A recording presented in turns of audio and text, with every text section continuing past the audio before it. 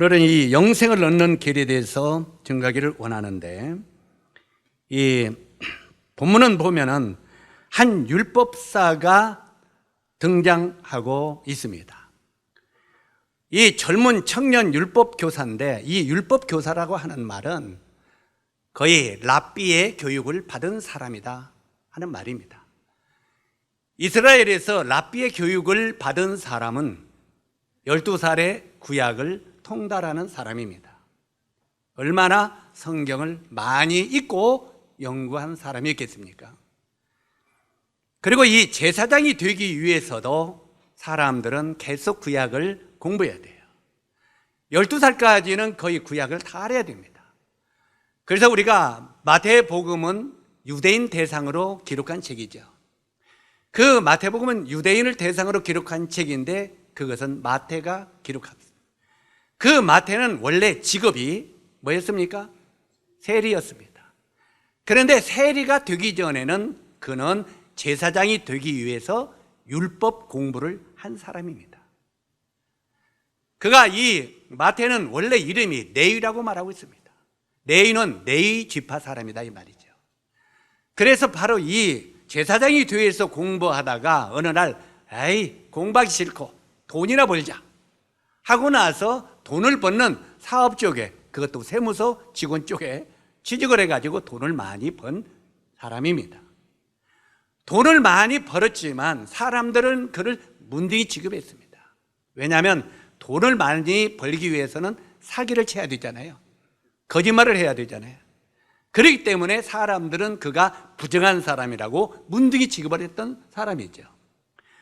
그래서 바로 이 마태는 하나님의 말씀을 공부하는 것 대신 돈 버는 일에 치중했기 때문에 그는 세상적으로 돈은 많이 벌었지만 사람들에게는 완전히 외면당하는 육신적인 사람으로 낙인이 찍힌 사람이었죠. 그러나 예수님은 그 마음 가운데 외로움 속에, 따돌림 속에 있는 네위, 바로 마태를 부르셔서 그에게 마태복음을 기록하도록 하셨습니다. 왜냐하면 마태는 제사장 공부를 했기 때문에 유대인의 역사를 제일 잘하는 사람입니다. 그래서 바로 이 유대인들을 대상으로 마태를 부르셔서 그에게 정말 이 복음서를 기록하겠다는 말이죠. 이렇게 그 당시 제사장이나 율법 교사들은 성경을 굉장히 많이 공부하는 사람입니다. 그리고 어떻게 보면 그 당시 성경 교사들이죠. 그런데 어떤 율법 교사가 일어나 예수님을 시험했다고 말합니다. 여기 본문의 말씀을 보면 예수님을 시험하여 이르되 선생님 내가 무엇을 하여야 영생을 얻으리까 하고 질문합니다. 여기에 이 율법사는 상당히 자기의 의에 도취되어서 자신은 그래도 괜찮은 사람이라고 생각하는 사람입니다. 오늘날 많은 사람들을 만나보면 그래도 자기는 괜찮은 사람이라고 생각하는 사람들이 많이 있습니다. 저는요, 그래도 다른 사람하고는 좀 달라요. 어떻게 다른데요?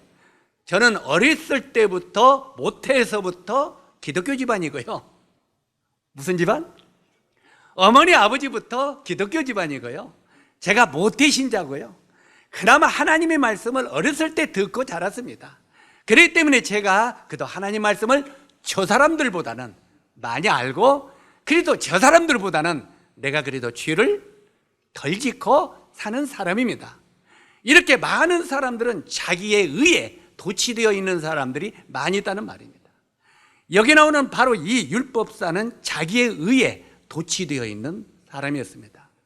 그래도 다른 사람보다는 내가 좀 괜찮은 사람이라고 생각하고 있었다는 말입니다. 바로 이런 생각 속에 있는 그 율법사에게 예수님이 질문을 합니다. 예수님이 뭐라고 질문합니까? 예수께서 이르시되 율법에 뭐라고 기록되었으며 내가 어떻게 읽느냐 하고 26절에 질문하고 있습니다. 자, 이 율법사가 예수님께 뭐라고 질문했어요? 선생님, 내가 그 당시 선생님이라는 말은 랍비어 하는 말입니다. 랍비라고 하는 말은 굉장히 존칭어를 붙인 것입니다. 바로 이 라비오 선생이요, 내가 어떻게 하여야 무엇을 얻을까요? 영생을 얻을 수 있겠는가? 여기서 이 율법사는 예수님 앞에 무슨 문제를 가지고 나왔습니까? 영생을 어떻게 얻느냐 하는 문제를 가지고 나온 것입니다. 그래서 여기에 바로 이 율법사가 말하는 질문은 오늘날 우리 많은 사람들이 예수님 앞에 나와서 해야 될 질문입니다. 내가 어떻게 해야 구원을 얻으리까? 내가 어떻게 해야 영생을 얻으리까? 영생을 얻으리까 하면 내가 어떻게 해야 구원을 얻으리까? 이거 똑같은 질문입니다. 그때 예수님께서 이 율법사에게 뭐라고 했습니까? 성경 율법에 뭐라고 기록되어 있대? 성경에 뭐라고 기록되어 있대? 이렇게 질문합니다. 이 예수님의 질문에 율법 선생이 이렇게 말합니다. 27절에 마음을 다하여 목숨을 다하여 힘을 다하여 하나님과 내 이웃을 내 몸과 같이 사랑하라, 이렇게 기록되어 있습니다. 어떻게 하라고요? 마음을 다하여 목숨을 다하여 힘을 다하여 하나님과 내 이웃을 내 몸과 같이 사랑하라. 율법책에 성경에 이렇게 기록되어 있습니다. 그러니까 28절이 예수님께서 이 율법사에게 뭐라고 말합니까? 예수님이 내 말이 옳다, 그래 네 말이 옳다, 그러면서 너는 그 일을 행하라, 이렇게 말합니다. 행하라. 다시 말해서 이걸 이제 답을 말하자면 네가 율법을 지켜가지고 의롭게 되려면 그 율법을 100% 행하라, 이 말입니다. 그러나 우리가 율법을 100% 지킬 수 있어요, 없어요? 없습니다. 그래서 네가 그것을 지키는 것이 하나님의 의라고 생각하거든 바로 네가 그 율법을 지키라, 행하라, 이렇게 말합니다. 그 예수님의 질품에 이 율법사가 다시금 말합니다. 뭐라고 이 율법사가 다시 말합니까? 29절에 내 이웃이 누굽니까? 하고 질문합니까? 내 이웃을 내 몸과 같이 지키라, 사랑하라. 그러면은 내 이웃이 누구일까? 하고 또 율법사가 질문합니다. 우리는 이 대화 속에서 바로 이 율법사는 자기가 자신이 도와줄 자가 아니라 도움을 받을 자라는 것을 아직 깨닫고 있습니까? 못 깨닫고 있습니까? 아직도 못 깨닫고 있는 겁니다. 실제로 이 대화 속에서 우리가 깨달아야 할 것은, 우리 여러분들이 깨달아야 할 것은 내가 도움을 받을 사람이지 내가 누구를 도와줄 사람이 아니라는 걸 깨달으라는 거예요. 아멘? 실제로 많은 사람들은 자기가 누구를 먼저 도와줘서 의롭게 되려고 말합니다. 가끔가다 우리 성도들도 예배 드릴 때 뭐라고 말합니까? 하나님, 오늘 아침에요 내가 누구를 도와주는데요 기뻐하시죠? 하나님, 내가 이걸 좋은 일을 행했는데 오늘 내가 세상에 사랑하지 않고 주님 앞에 와서 예배를 드렸는데 나 기뻐하시죠? 누구를 자랑하고 있어요? 자기를 자랑하고 있는 거예요. 실제로 여기에 아직도 내가 누구를 위해서, 우리가요 하나님을 우리가 도와주는 사람이 아닙니다. 때때로는 우리가 예배 시간에도 내가 뭐 하나님을 기쁘게 하고 하나님을 도와줄 것처럼 착각하는 성도들이 있어요. 이건 비극입니다. 이해 가십니까? 내가 하나님을 위해서 뭘 하고 내가 하나님을 위해서 뭐 하고 내가 이렇게 했으니 하나님 기뻐하시죠? 아닙니다. 우리가 깨달을 것은 내가 하나님을 도와주고 내가 누구를 도와줄 사람이 아니라 내가 하나님으로부터 은혜를 받을 자인 것을 기억하라는 것입니다. 아멘? 여기 이 율법사는 자기가 자꾸 누구를 도와줄 자인 것이, 누구를 도와줄까요? 내가 하는 거예요. 이 대화 속에 자신이 도와줄 자가 아니라 도움을 받을 자라는 것을 아직도 깨닫지 못하고 있는 이 율법사에게 성경은 무엇을 말하느냐 하고 말합니다. 따라서 하세요. 성경이 무엇을 말하느냐? 이해 가십니까? 성경이 무엇을 말하느냐 그 말이에요. 성경에는 율법의 행위로는 그 앞에 의롭다함을 얻을 육체가 없다, 이렇게 결론 내리고 있어요. 한번 저를 따라서 하세요. 율법의 행위로는 그 앞에 의롭다함을 얻을 육체가 없나니. 우리가 율법을 지켜가지고는 하나님 앞에 의롭다함을 얻을 육체가 없다고 이미 결론을 내리고 있어요. 그러면 하나님이 왜 이 율법을 주셨느냐 그 말이야. 율법을 지키지도 못할 율법을 하나님이 왜 주셨느냐? 이것은 로마서 3장 1절에 보니까 이렇게 기록되어 있습니다. 율법으로는 죄를 깨달음이니라. 다시 따라서 율법으로는 죄를 깨달으니라. 자, 율법이 뭘 깨닫게 한다고요? 내가 죄인인 것을, 내가 도움을 줄 사람이 아니라 도움을 받을 사람인 것을 깨닫게 하는 것이 율법이라 이 말이에요. 이해 가시죠? 자, 내가 이런 비유를 복음 집회 때마다 말씀을 드립니다만, 우리 집이나 화장실에 전부 거울이 있어 없어요? 왜 거울이 있습니까? 거울 왜 있어요 집에?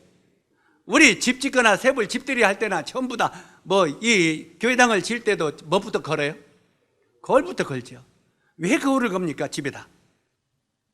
내 모습을 보기 위해서. 그래서 실제로 내 얼굴에 검정은 묻었나? 내 얼굴이 좀 흉악한 것은 없나? 내 몸에 뭐가 잘못된 것은 없나? 이것을 보기 위하여 거울이 필요한 겁니다. 아멘? 자, 거울을 보니까 내 얼굴에 여기에 검정이 묻었어요. 검정이 묻었는데 거울이 없다면 여기에 검정이 묻어 있는 걸 알아요, 몰라요? 모릅니다. 여기에 검정이 묻어 있는 것은 거울을 봤을 때 내 얼굴에 검정이 묻었구나 하는 것을 깨닫게 되는 것입니다. 그러면 이제 그것 가지고 거울 앞에 서서 말합니다. 거울아 거울아 내 얼굴에 더러운 걸 씻어다오. 씻어져 안 씻어져? 계속 거울 앞에 내 더러운 걸 씻어달라고 해도 거울은 더럽지 더럽지 더럽지 너는 더럽다 이것만 보여주지 씻어주지는 않는다는 것입니다. 바로 이 거울 역할을 하는 것이 성경의 율법이라는 말입니다. 다시 따라서 하세요. 율법으로는 죄를 깨달음이니라. 내 마음에 이 더러운 것들을 율법을 딱 비춰보니까 내가 얼마나 추하고 더러운 것인가를 보여주는 역할을 하는 게 율법이다 이 말이에요. 많은 사람이 오늘날의 이 싹 거짓 목자들이 여러분 율법을 잘 지키십시오. 저도 못 지키게. 율법을 지키려고는 랍비들이 자기가 지켜요 못 지켜요? 못 지킵니다. 성경에 그런 말씀이 있어요. 야고보서에도 있고. 저는 손 하나 까딱하지도 않으면서 지켜라 지켜라 지켜라 가르친다는 거예요. 오늘날의 죄를 제일 많이, 내가 이 소리면 좀 조심스러워. 죄를 제일 많이 지는 건 목사들이요. 내가 앞에서 내가 이 소리면 조심스럽습니다만 왜요?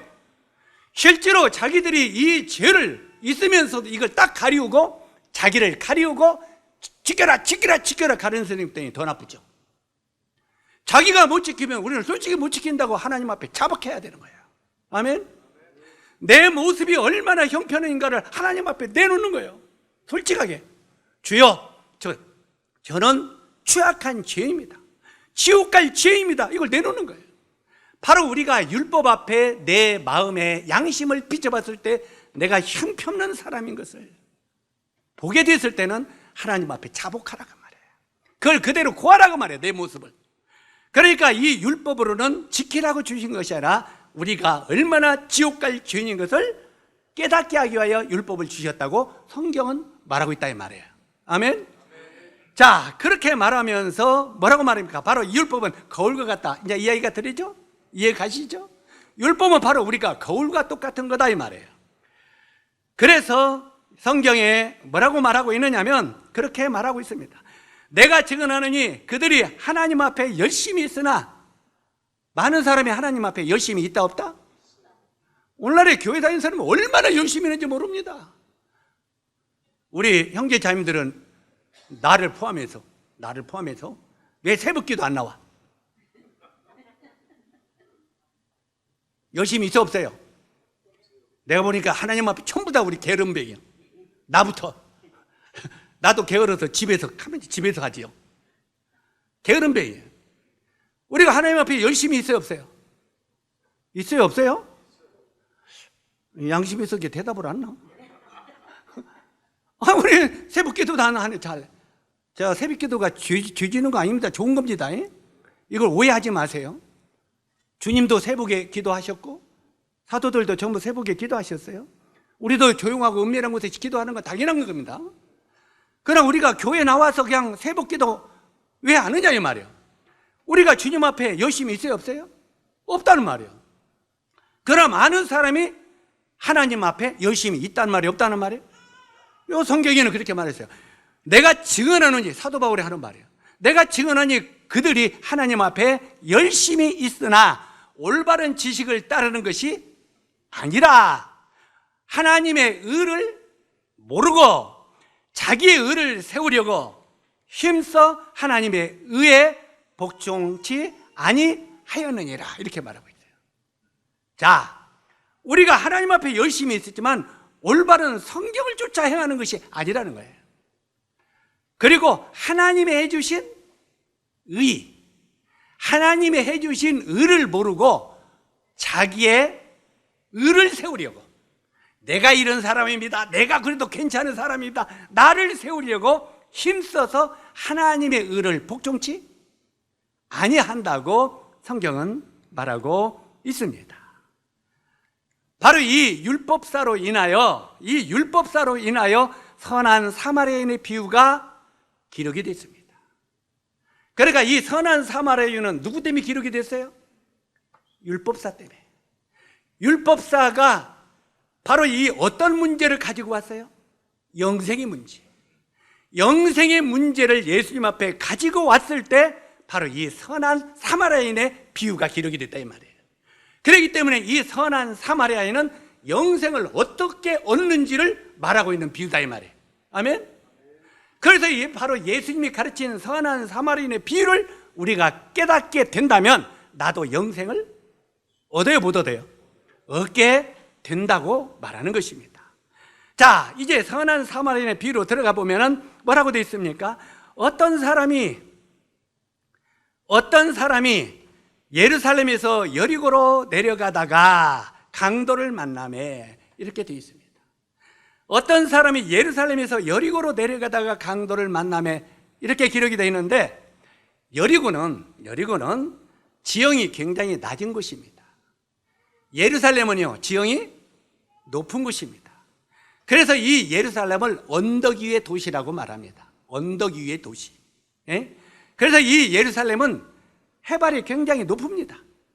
그래서 이 언덕 위의 도시인데 바로 여리고는 바로 이 바다보다 낮춘 지역입니다. 다시 말해서 그 당시 사해바다가, 이 다음에 아마 지도가 나올 건데, 너무 잘라서 잘 안 보이죠? 여기 보면은 여기가 여리고입니다. 여기가 여리고고 실제로 이쪽이 예루살렘입니다. 이쪽은 전부 높은 지역이죠. 여기는 염해, 바로 이게 사해바다입니다. 사해바다는 그 속에 물이 들어가면 빠져나갈 데가 있어요, 없어요? 없습니다. 그럼 그 물이 어디로 가요? 증발되는 곳이 사해바다입니다. 바로 이렇게 요단강 물이 쭉 그리 다 흘러 들어와서 거기서 증발돼서 올라갑니다. 그래서 이 사해바다는 일반 지중해나 이런 바다보다 더 낮은 지역에 있는 바다입니다. 굉장히 낮은 지역. 그런데 그 낮은 지역에서 여리고는 그 사해바다보다 더 낮은 해발의 지역이 있습니다. 그러니까 여리고는 저 밑은 낮은 곳에 있습니다. 그런데 예루살렘에서 이 강도 만난 자가 어디로 내려가다가? 여리고로 내려가다가, 이것은 영적인 의미로 하나님의 자녀가 됐던 아담이 죄를 범하고 처음 믿고 믿던 지옥에 떨어지는 인생의 모습을 그리고 있습니다. 이해 가시죠? 예루살렘에서 가장 높은 하나님 곁에서 가장 낮은 멸망의 길로 떨어지는 인생의 모습이에요. 우리가 하나님을 떠나서, 많은 사람이 하나님을 떠나서 멸망으로 떨어지는 인생들은 가장 낮은 여리고로 떨어지는 인생이다 이 말이에요. 멸망 지옥으로 떨어지는 인생이다 이 말이에요.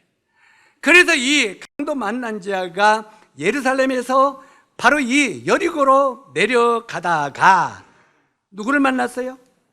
강도를 만났다 이 말이에요. 강도를. 자, 다시 반복합니다만 이것은 하나님을 떠나 예루살렘 도성 세상 여리고로 가다가 세상으로 가다가 사단에게 붙들려서 죄 가운데 살다가 지옥으로 떨어지는 바로 인생의 이야기다 이 말이에요. 아멘. 바로 예수님이 이 선한 율법사의 질문에 바로 너희 인생이 무엇인가, 너희 인생이 어디에서 하나님을 떠나서 멸망으로 떨어지는 인생인 것을 깨달아라, 이것을 알게 하기 위해서 선한 사마리인의 비유를 말씀하셨다 이 말이에요. 그래서 다시 반복합니다만, 하나님을 떠나 세상으로 가다가 사단에게 붙들려 죄 가운데 살다가 지옥으로 떨어지는 인생의 이야기가 선한 사마리아인의 이야기다 이 말입니다. 당시 여기에 보면은 강도 만난 자의 이야기는 이스라엘 백성들의 이야기입니다. 먼저는 이스라엘 백성들 이야기고 두 번째는 이방인인 우리들의 이야기입니다. 자, 그 당시 죄에 빠진 이스라엘 상태를 성경은 뭐라고 기록하고 있느냐면, 이스라엘 백성들이 하나님을 떠나서 우상 숭배하고 있었잖아요. 그래서 바로 이사야서 1장 6절에 보니까 이스라엘의 상태를 이렇게 말합니다.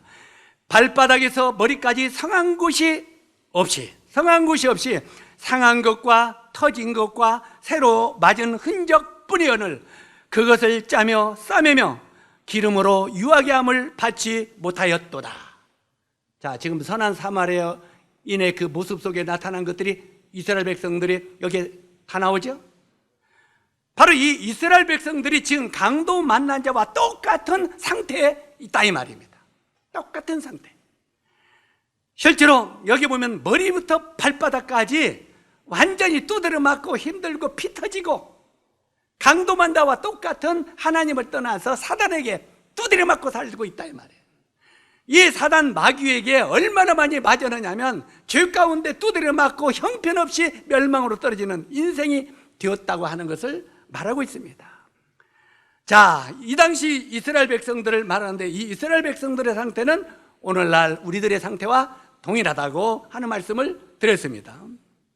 자, 그런데 이제 여기에 이 말씀을 보면서 첫 번째, 자, 이제 강도 만난 자가 예루살렘에서 여리고로 가다가 두드려 맞고 버림을 받았어요. 버림받았다 이 말이에요. 그런데 첫째, 마침 한 제사장이 그 길로 내려가다가 그를 보고 이렇게 되어 있습니다. 피하여 지나가. 누가 지나갔다고요? 제사장이 지나갔다. 제사장은 그 당시 이스라엘 백성들의 죄를 하나님 앞에 대선 속죄하는 중보의 역할을 하는 사람들이 제사장입니다.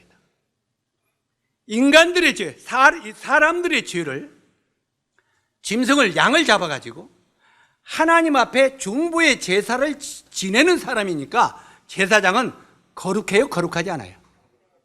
거룩합니다. 그런데 이 거룩한 제사장이 마침 그 길로 내려가다가 누구를 봤어요? 강도 만난 자를 봤다. 맞고 터지고 엎어지고 그냥 거의 죽게 된 이 강도 만난 자를 보고는 아이고 나도 귀찮다. 에이 저거 내가 돌보다 보면 나도 시간 없고 내 옷에 막 피도 먹고 아이고 귀찮다 하고 지나갔다는 거예요. 31절에 한 제사장이 그 길로 내려가다가 그를 보고 피하여 지나가고, 제사장 이렇게 하나님 앞에 사람들의 죄를 중보하는 역할은 제사장인데 강도만 자를 외면했습니다. 바로 여기에 나오는 이 제사장들은 하나님의 거룩한 언약궤를 지고 가는 사람들입니다. 하나님을 가장 가까이서 하나님을 섬긴다고 하는 사람들이 제사장입니다. 우리 가톨릭의 신부라고 하는 의미가 뭔지 아십니까? 신부라는 의미가 제사장이라는 의미입니다. 신부가 원어에는 제사장입니다. 오늘날 이 신교에서는 목사들을 뭐라고 말합니까? 제사장이라고 말합니다. 다시 말해서 구약을 그대로 끌어다 내려오는 것이 오늘날 교회입니다. 목사가 제사장인데 우리가 사도 베드로를 보면은 하나님이 너희를 부르사 너희를 모두 제사장으로 부르셨다고 말합니다. 그래서 오늘날 신약교회는 만인 제사장 제도인 겁니다. 뭔 말인지 이해 가세요? 신약적인 논리로 만인 제사장. 만인 제사장이라는 게 뭔 말이에요? 우리 모두는 제사장이 되었다 이 말이에요. 그래서 여러분이 제사장이 아니에요? 영일형제 제사장이 아니에요? 상일형제 제사장이 아니에요? 제사장이 하는 일이 뭐예요? 제사 드리는 일이에요. 우리가 만인 제사장으로 주일날 주님 앞에 예배 드리는 건 당연한 거예요. 다시 반복합니다만, 이제 말씀 속에 이걸 끼집어내서 좀 죄송합니다만, 이제 10시 정각부터 예배 드려서 40분에서 45분에 떡에 대해 감사 들어갑니다. 그러면 40분에서 45분 동안 제사장들은 끊임없이 제사를 드려야 됩니다. 주님 앞에 감사의 제를 드려야 됩니다. 끊치지 마세요. 그리고 다시 반복합니다만, 한 사람이 찬양 몇 번 하고 감사 몇 번 하고 하지 마십시오. 다른 사람에게 기회를 주십시오. 요즘에 그 말에 제가 강단에 능력이 없구나 하는 걸 깨닫는데, 찬송은 한 곡만 선택하라고 하는데 지금도 2번, 3번까지는 안 가던데 2번 택하는 사람 있어요, 없어요? 앞으로는 2번 더 택하지만. 왜? 다른 사람의 기회를 뺏는 거예요. 다른 사람에게. 만인 제사장으로 그 짧은 시간에 기도를, 감사를 많이 드리도록 허락해 줘야 돼요. 그리고 혼자 기도 길게 하지 마십시오. 짤막하게. 그래서 많은 만인 제사장들이 하나님 앞에 제사를 드릴 수 있도록, 예배를 드릴 수 있도록 기회를 허락해 주세요. 자, 이야기가 다른 데로 흘러가서 오늘 지금 성도 집회도 아닌데, 바로 이제 실제로 이래서 제사장은 사람들의 죄를 대신하는 거예요. 그런데 여기에 이 제사장들은 하나님을 가장 가까이서 섬기는 사람들이었어요, 이 당시에. 그런데 하나님을 가장 가까이 섬기는 이 제사장들이 강도만 자를 도왔어요, 돕지 않았어요? 안 도왔다는 거예요. 이건 굉장히 놀라운 것입니다. 자, 그래서 이 제사장은 그냥 지나가 버렸어요, 돕지 않고. 그 다음에 두 번째 32절에 보니까 누가 덜 지나갔어요? 레위. 이와 같이 레위인도 그를 보고 피하여 지나가되 그랬어요. 레위인이 누굽니까? 이 레위인도 성소에서 하나님을 가장 가까이서 예물을 붙들고 섬기는 사람들입니다. 실제로 이 사람들은 그 주님을 가장 가까이서 본이 되는 사람들이다 이 말이에요. 오늘 이것을 여기다 맞추면 안 되겠습니다만, 적어도 교회에서 리더급들입니다. 교회에서 리더급들은 바로 이 레위 지파의 일을 대신 하고 있는 사람입니다. 이해 가십니까? 그런데 이 레위 직분의 일을 하는 많은 지도자급들이 강도만자들을 보고 지나갔다는 겁니다.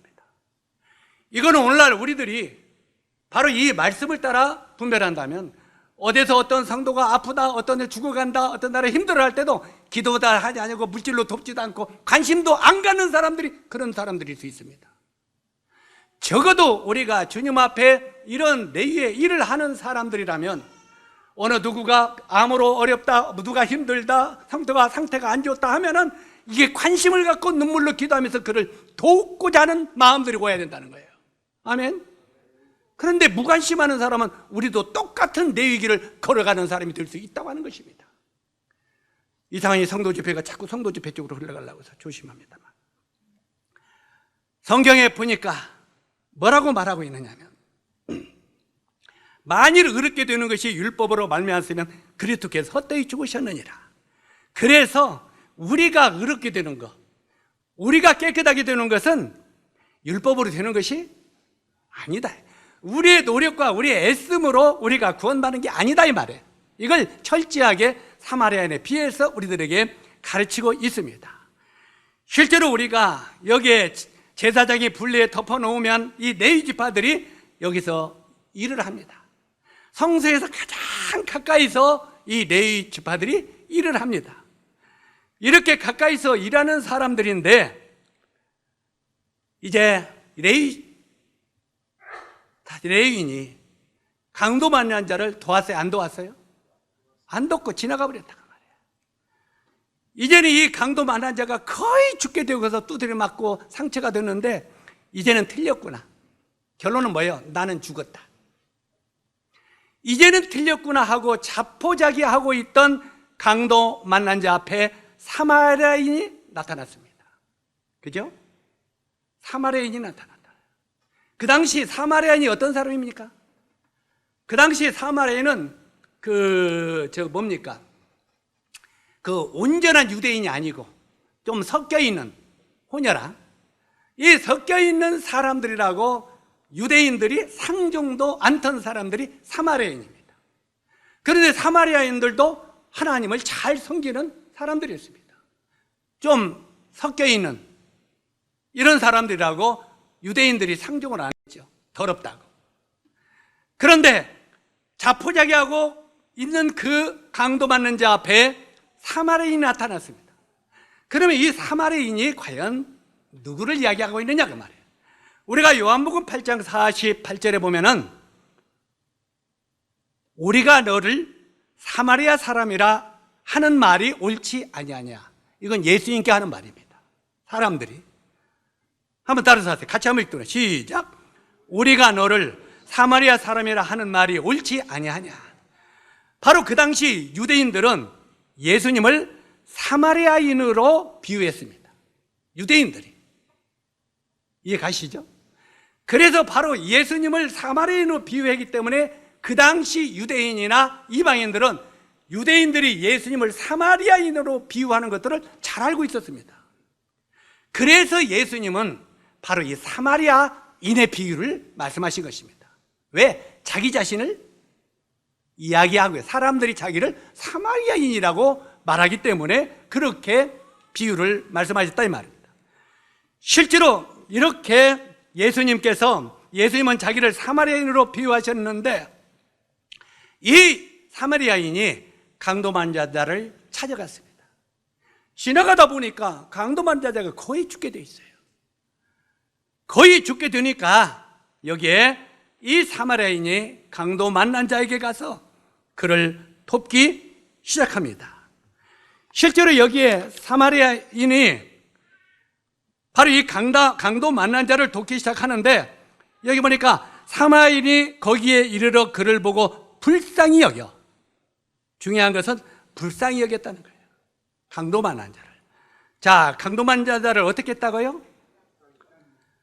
자, 사마리아인이 거기 이르러 그를 보고 불쌍히 여겨 가까이 가서. 이건 굉장히 중요한 겁니다. 하나님이 우리를 이뻐한 것이 아닙니다. 우리를 어떻게 하셨다고요? 불쌍히 여겼다는 거예요. 우리가 하나님을 떠나서 죄를 짓다가 멸망으로 떨어지는 우리 인생을 하나님은 불쌍히 여기셨다는 거예요. 그래서 이 사마리아인이 그 강도 만난 자를 불쌍히 여겨 가까이 갔다 이 말이에요. 이 가까이 갔다는 의미가 뭐겠습니까? 우리가 하나님을 사랑한 것이 아니라 하나님이 우리를 사랑하사 우리 곁에 그분이 내려오셨다는 거예요. 하늘나라에서 그분이 우리를 구원해 주신 것이 아니라 그분이 더러운 세상, 구중물통 같은 이 세상에 거룩하신 주님이 내려오셨다 이 말이에요. 바로 여기에 이 사마리아인이 그를 보고 불쌍히 가까이 갔다 이 말이에요. 우리 곁에, 사람 곁에, 죄인들 곁에 가까이 왔다 이 말이에요. 가까이 와서 기름과 포도주를 그 상처에 붓고 이렇게 말합니다. 기름과 포도주를 그 상처에 붓고 싸매고 주막으로 데려오고 가서 돌보아 주며 이렇게 말하고 있습니다. 여기에 이 말씀을 잘 한번 생각해 봅시다. 여기에 포도주는요, 알코올 성분으로 소독제 역할을 하는 것입니다. 그 당시 우리가 아마 이런 영화 본 적이 있을 거예요. 저 외국 서부 영화 같은데 가다 보면 총 맞아요, 압류 맞아요. 그러면 거기다가 이제 먼저 뭘 부숴요? 그냥 포도주 붓는다고 아직 양주 붓는다고 이 독한 술을 붓죠. 그것은 알코올 성분이 있기 때문에 치료되라고 이 상처를 소독하는 그 독한 술을 뭐다 붓는 거예요. 그리고 이제 총알을 빼고 나중에 거기다 불로 지지죠. 맞으면 그 오염 안 되라고. 바로 그래서 기름과 포도주를 그 상처에 붓고, 근데 여기 보니까 포도주와 기름을 부었다고 그래요. 상처에 붓고 싸매어 주막으로 데리고 가서 이렇게 되어 있는데, 여기에 기름은 뭘 상징하겠습니까? 포도주는 예수님의 피를 상징합니다. 우리 주님이 포도주를 나눠주면서 이 잔은 내 피로 세운 언약이다 그랬죠? 그러니까 여기 나오는 포도주는 뭘 상징한다고요? 예수님의 피를 상징한다는 말이에요. 바로 예수님의 피로 우리 죄에 들이붓고 이 말이에요.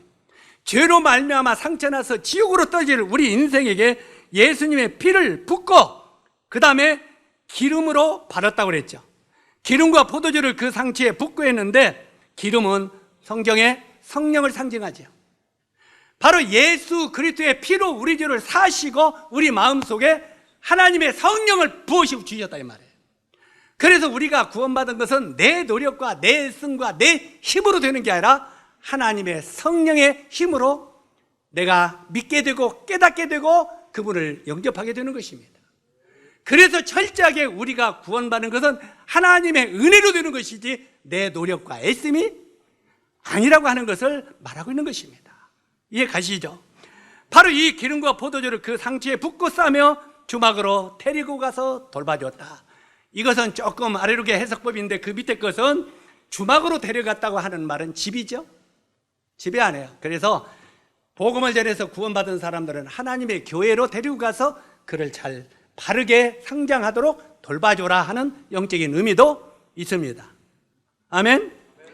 자, 어찌하든 간에 우리가 구원받으면 하나님의 교회에 속해서 우리가 양육을 받고 건강한 사람으로, 영적인 건강한 사람으로 자라가야 된다고 하는 것을 집으로 데리고 간다, 이런 의미가 되는 것입니다. 자, 예수님은 빚값으로 우리 죄를 사시고 성령님이 그 사실을 믿게 해주심으로 내 영혼이 치유되는 것입니다. 그래서 하나님은 치유의 하나님이시라고 그랬죠. 바로 이 강도 만난 자에게 사마리아인은 치유의 주십니다. 바로 우리는 죄 가운데 죄로 맞고 멸망으로 떨어진 우리들에게 예수 그리스도는 치유의 하나님이 되시는 것입니다. 우리의 죄를 치료해 주시는 하나님이시라 그 말이에요. 그래서 바로 우리 주님은 내 영혼의 치유의 하나님이십니다. 고린도후서 1장 21절에 보니까 뭐라고 기록되어 있습니까? 자, 여기 집에 내려가서 이렇게 되어 있는데,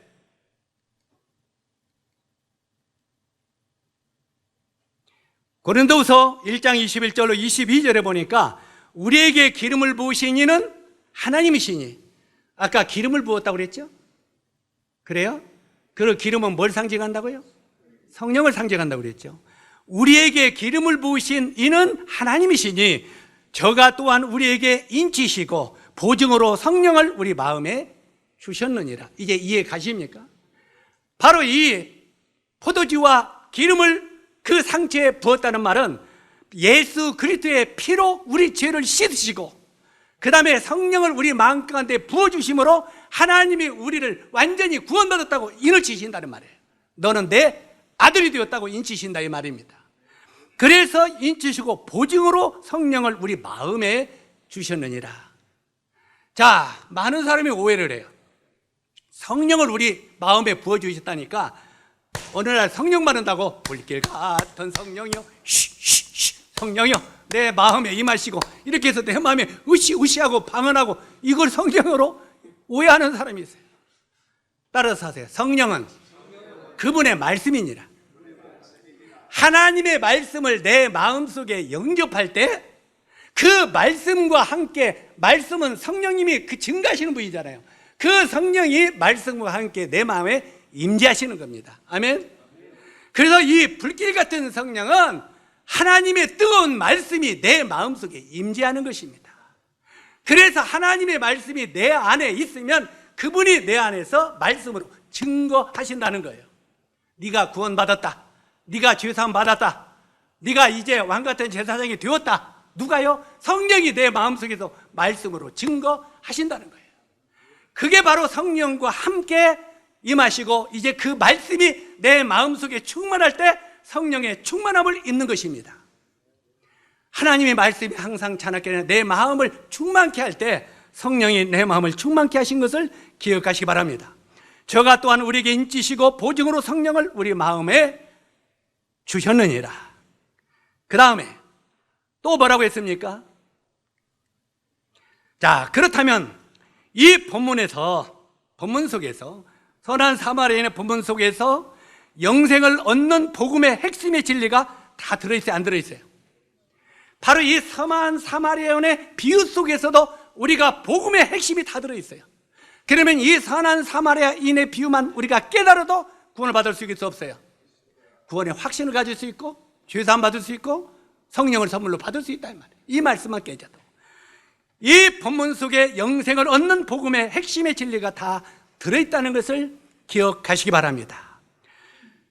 자, 죄로 죽게 된 영혼의 치료제인 포도주 피와 우리 마음 안에 부어져야 될 기름, 바로 이 성령, 이것이 전부 다 이 말씀 속에 들어있는 것입니다. 성경은 우리들에게 그렇게 말하죠. 생명이 피에 있으므로 피가 죄를 속하느니라. 아멘? 다시 따라서 하세요. 생명이 피에 있으므로 피가 죄를 속하느니라. 자, 우리 죄를 씻기는 것은 누가 한다고요? 예수님의 십자가의 보혈 외에는 없습니다.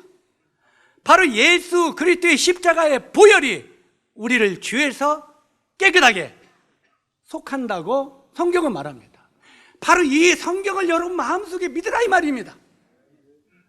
자, 예수님이 우리에게 항상 자주 하는 말씀이 요한복음이나 다른 복음서에 보면 이런 말이 자주 나옵니다. 한번 따라서요. 내 말을 너희 안에 믿으라.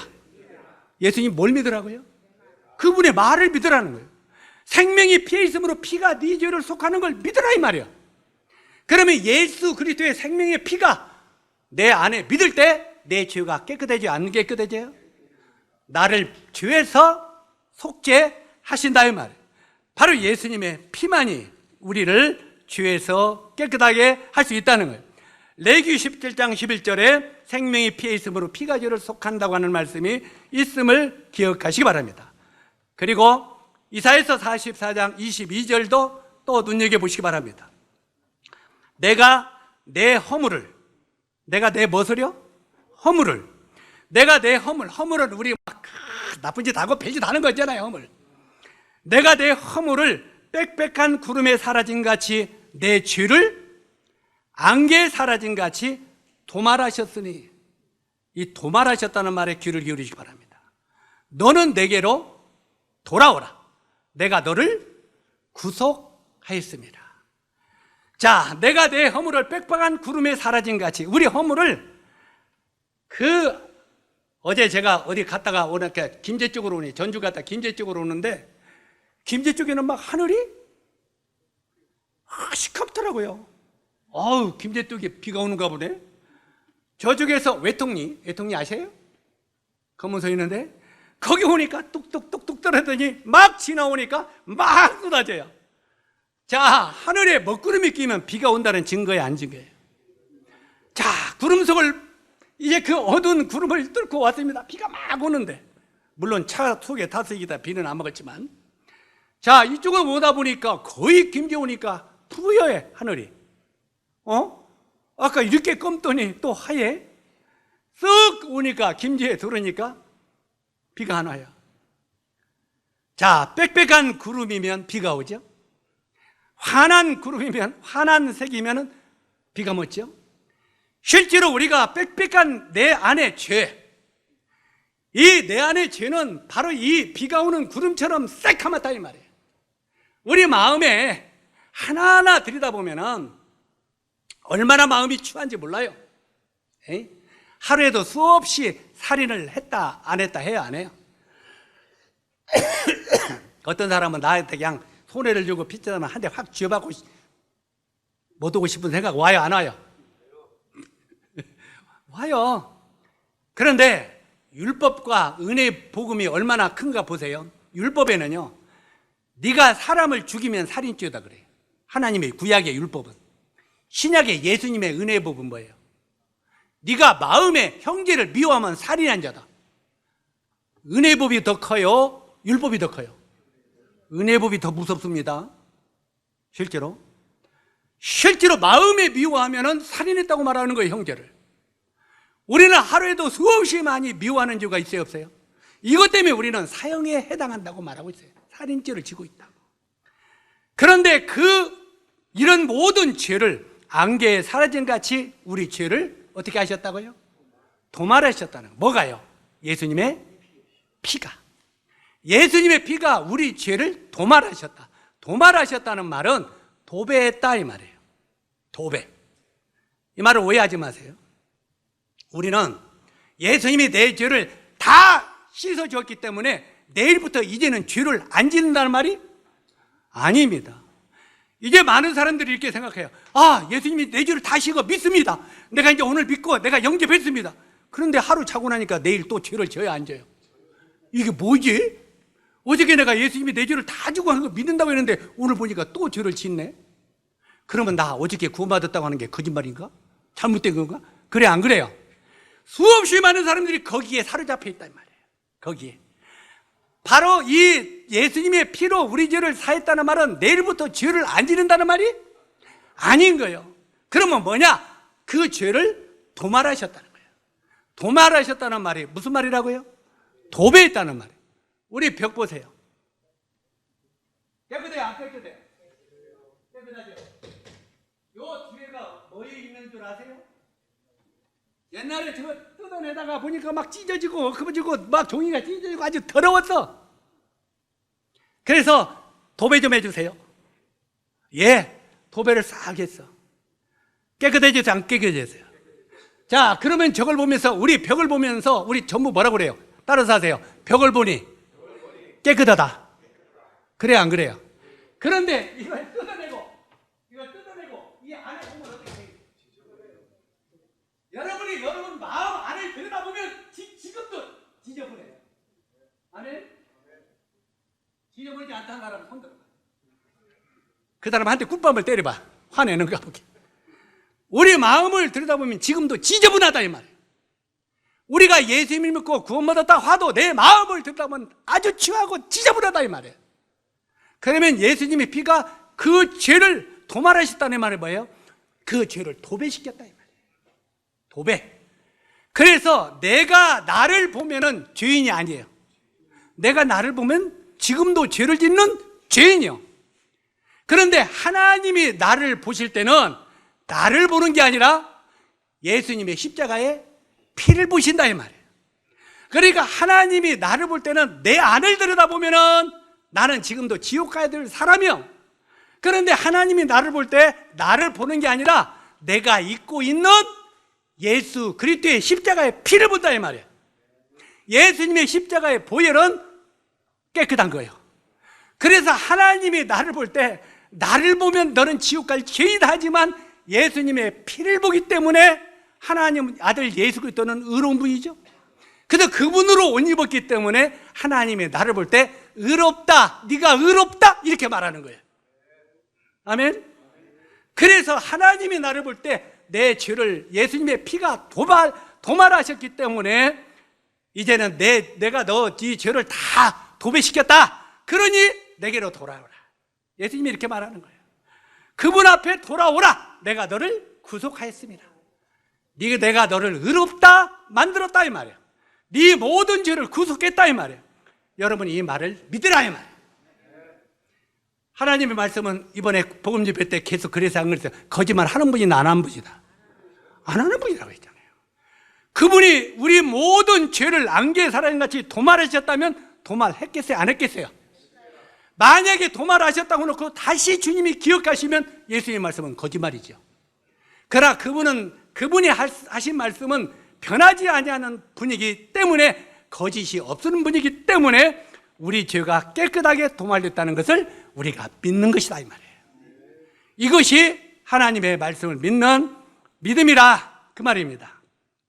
이제 마무리를 하도록 하겠습니다. 자, 이 말씀을 여러분 오늘 마음에 품고 끝내도록 하겠습니다.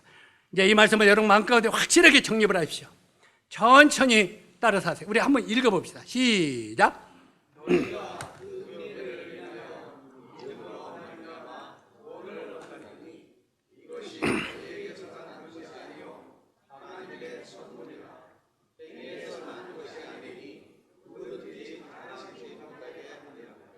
아멘.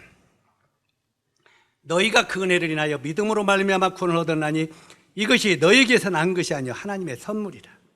행위에서 난 것이 아니니 누구든지 자랑하지 못하게 함이니라. 우리의 어떤 노력과 애씀으로 구원받은 것이 아니라는 것입니다. 너희가 그 은혜를 인하여 예수 그리스도께서 우리 죄를 속죄하기 위하여 십자가에서 피 흘려주신 그 사실이 은혜입니다. 바로 이 은혜를 우리가 어떻게 하라고요? 믿음으로 해서. 믿음이 뭡니까? 믿음이 뭐예요? 받아들인다 이 말이에요. 받아들인다. 우리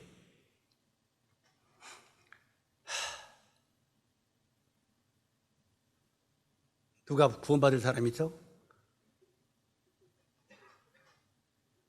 은혜야, 이리 와봐. 할아버지가 돈 줄게. 얼른 와. 얼른 와봐. 오랜만에 할아버지가 만나서 너 이거 주려고 그래. 빨리 왔다가. 자, 저기 은지 와. 은지가 뛰어와. 뛰어와.